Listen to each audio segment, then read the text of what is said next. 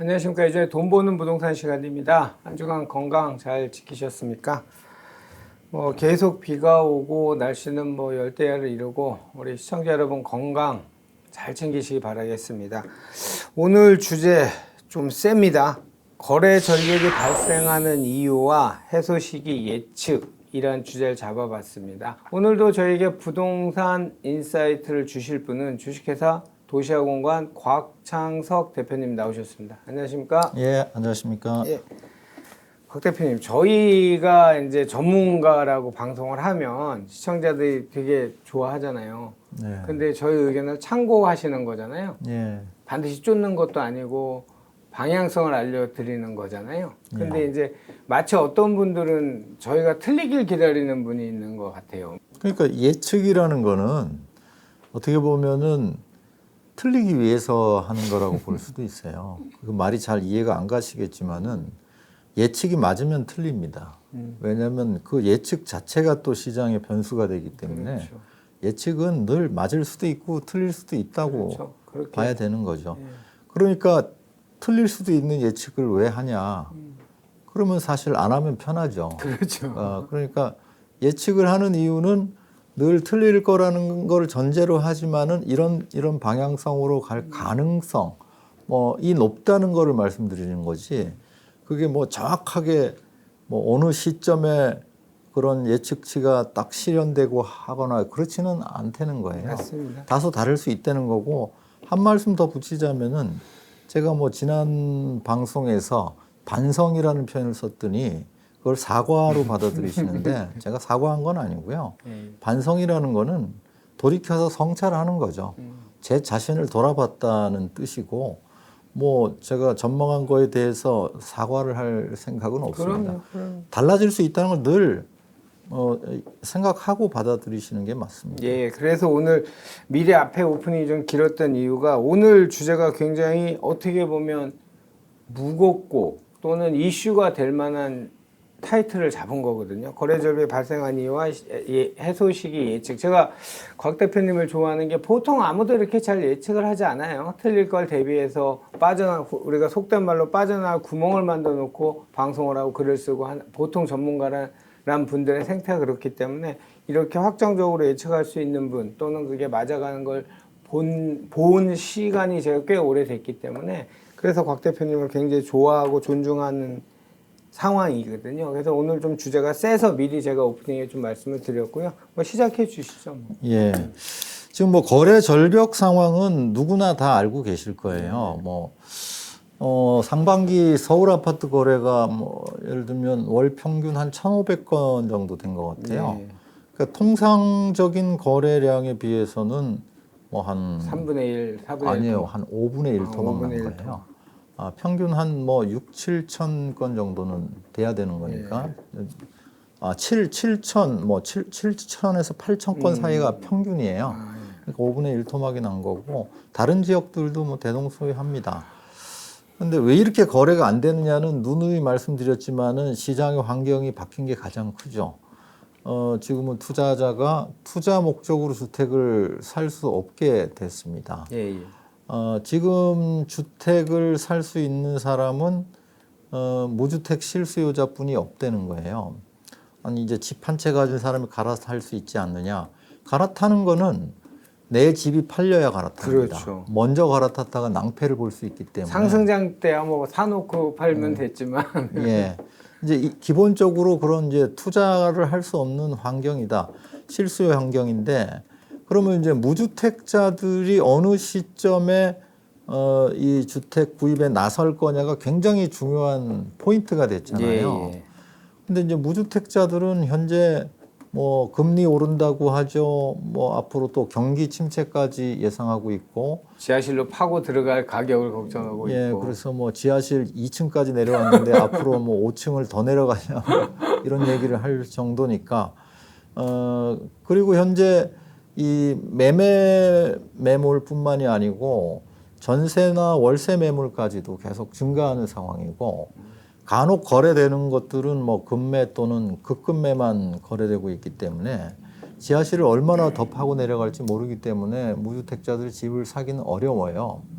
그래서 몇 번 말씀드렸지만은 무주택자들이 집을 사는 시기는 강제적으로 사게 되는 시기라고 말씀드리는 거예요. 살 수밖에 없는 시기. 그건 어떤 때냐 하면은 결국은 이게 전세, 월세를 구할 수 없는 상황이 됐을 때 예. 그러면 이제 나는 이제 계약금을 받았어요. 전세 예. 뭐 이제 이사를 가려고 그런 상황에서 어쩔 수 없이 매매를 강제적으로 선택할 어쩔 수 수밖에 없이. 없는 시기. 이런 시기를 저는 이제 하반기에 올 거라고 봤었는데 예. 그 시점에 대해서 제가 약간 반성을 한 거예요. 예. 그 무슨 얘기냐면은 전세값이 2년 전에 비해서 많이 올라 있잖아요. 네. 올랐으면은 세입자들은 이게 이사철이 오기 전에 빨리 움직일 거라고 저는 생각을 했던 겁니다. 그러나 움직일 수 없는 상황이었던 거예요, 상반기에. 우선 뭐 금리가 크게 올라 있었고, 그리고 갱신 청구권 행사를 딱 못하는 시점에 대한 해석이 제가 좀 잘못됐던 것 같아요. 이제 2020년 7월 29일 날, 20년 7월 29일 날 계약갱신 청구권을 포함한 임대차 3법이 국회 법사위를 통과합니다. 그리고 2020년 7월 31일 이후부터 갱신 청구권 행사를 할 수 있게 된 거예요, 법적으로. 그렇게 돼 있으니까 지금 아직 7월 30일이 안 됐잖아요. 7월 말이 안 됐으니까 현재까지도 그 갱신 청구권을 행사 못하는 게 아니고 지금 이제 만기가 도래하는 사람들도 격차가 크니까 5% 이내로 아직도 눌러 앉고 있는 거예요. 네. 그리고 2020년 8월 1일부터 보면은 굉장히 큰 변화가 일어나는 게 뭐가 보여지냐면은 거래 절벽이 옵니다.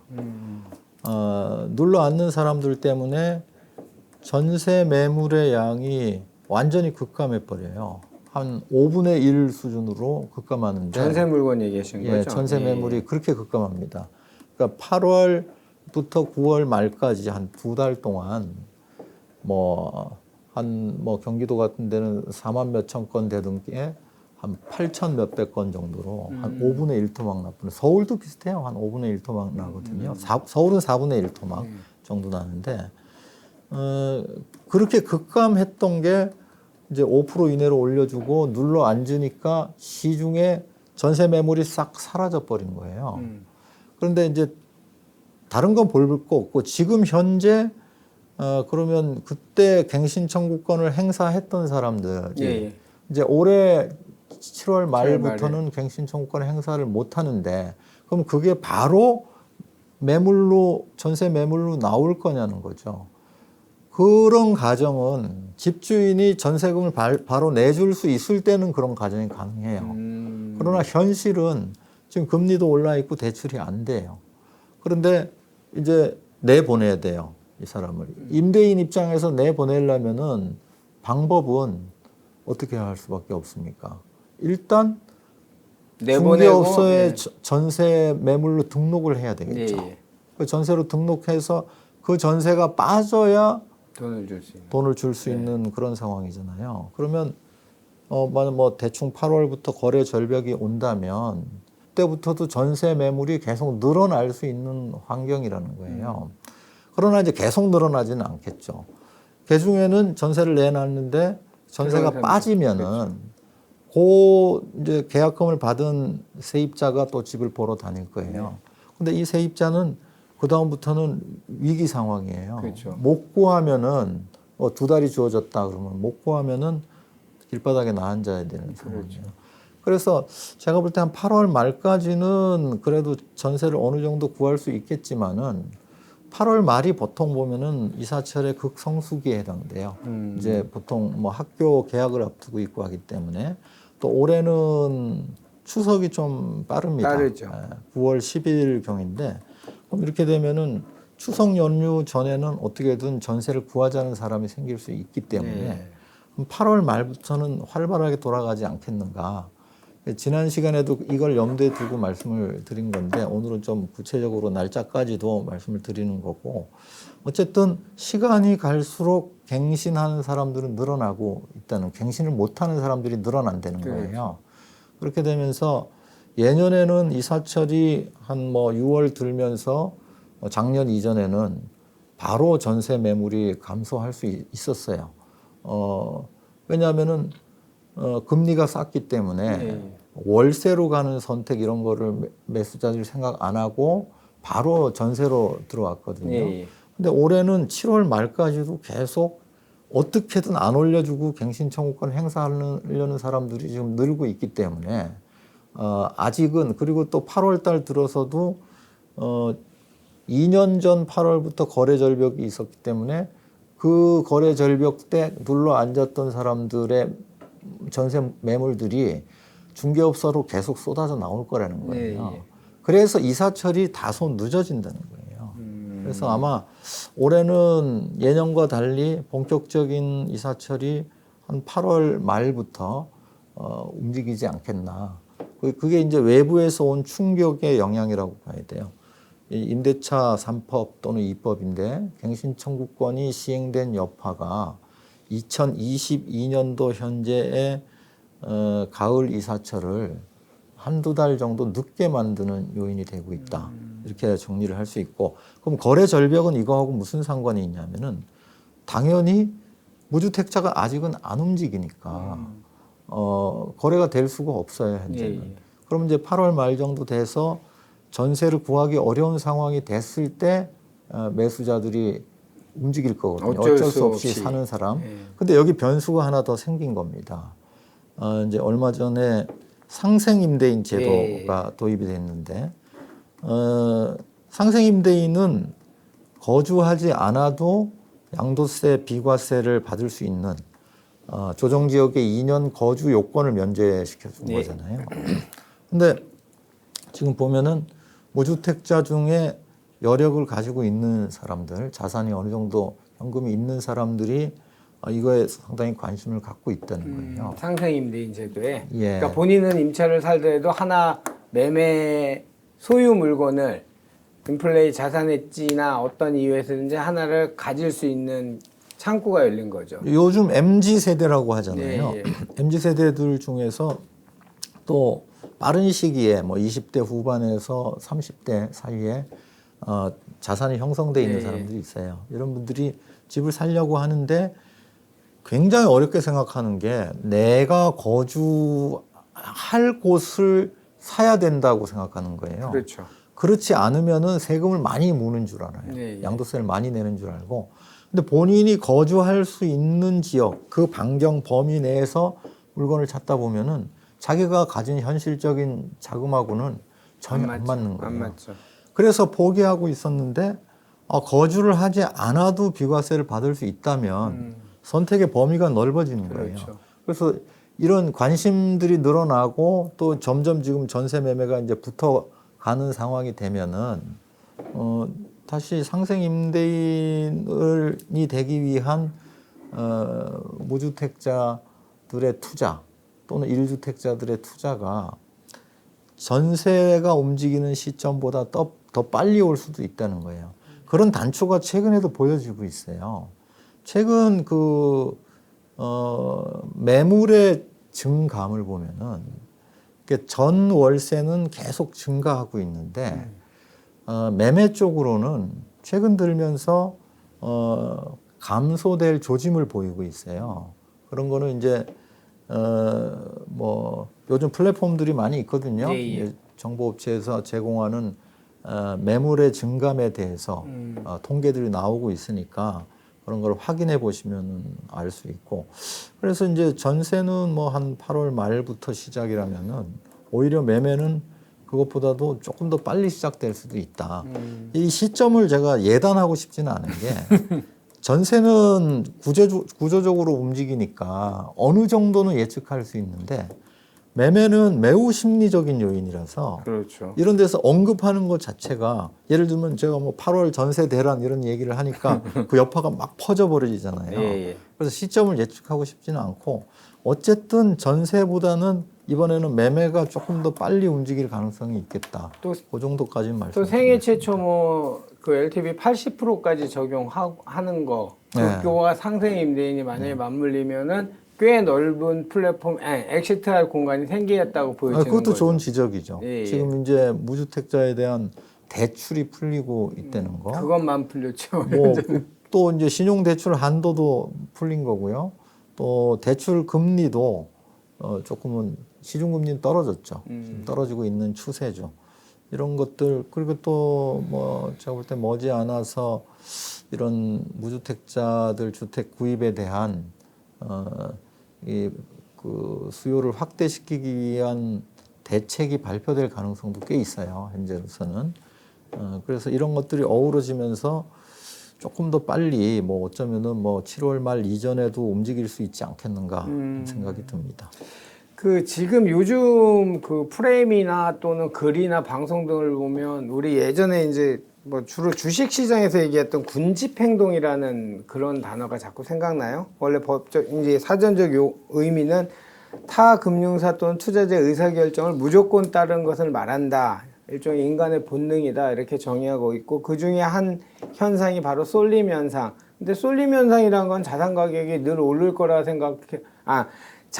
자산 수요가 계속 증가해서 자산 가격이 오를 거라고 해서 이제 한쪽으로 일종의 묻지마 투자를 하는 걸 얘기하는데 이제는 이제 폭락 쪽으로 군집 행동이 발동하는 것 같다는 생각을 많이 하는 요즘입니다. 뭐 그분들은 왜 떨어지기를 기대하는 분들인지는 잘 모르겠어요. 언젠가는 떨어질 수 있고 그렇죠. 폭락할 수도 있다고 그럼요. 봅니다. 예. 그러나 지금이 그럴 수 있는 상황이냐는 거에 대해서는 저는 반대하는 거죠.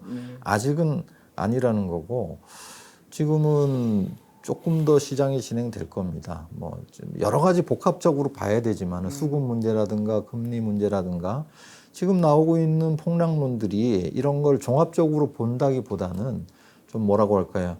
본인들 살 수 있는데 못 샀는데 뭐 속된 말로 떨어지길 고사 지내는 분위기 그런 느낌 많이 뭐 받아요. 그런 느낌이 있죠. 그래서 그런 거에 편승해서 군집 행동을 하면 안 되는 거죠. 하면은 안 된다고 보고 더 냉정해지셔야 됩니다. 지금 집 없는 분들한테 어쩌면은 지금 올해 이제 7월, 8월이 그나마 살 수 있는 마지막 기회가 주어졌는지도 모르겠거든요. 그래서 그런 부분은 좀 휩쓸리지 않았으면 좋겠다는 생각이 듭니다. 제가 프레임이란 말을 많이 썼었는데 군집행동이라는 단어도 자주 써야 될 것 같아요. 지금 꼭 그런 것 같아요. 제가 봤을 때는 이거 뭐 묻지마 투자도 아니고 묻지마 폭락으로 그냥 가시는 분들이 많으신 것 같은데 그 올고지 그 결과치는 내 자산의 결과치이기 때문에 본인들이 잘 판단하셔야 될 것 같습니다. 곽 대표님 오늘 뭐 더 해주실 말 있으세요? 아니요, 없습니다. 예, 한 주 건강하시고요. 다음 주에 우리 더 좋은 우리 곽창석 대표님의 부동산 통찰력을 제가 뽑아낼 수 있는 주제를 또 찾아보겠습니다. 그리고 다루고 싶은 주제 있으시면 댓글에 남겨주시면 저희가 반영해서 회의에서 참고하도록 하겠습니다. 뭐 좋아요, 구독 다 하고 계시죠? 또 이제 많이 알려주시기 이것은 부탁을 드리겠습니다. 건강하십시오. 다음 주에 또 뵙겠습니다. 오늘도 저희에게 부동산 인사이트를 주신 분은 주식회사 도시아공간 곽창석 대표님이셨습니다. 감사했습니다.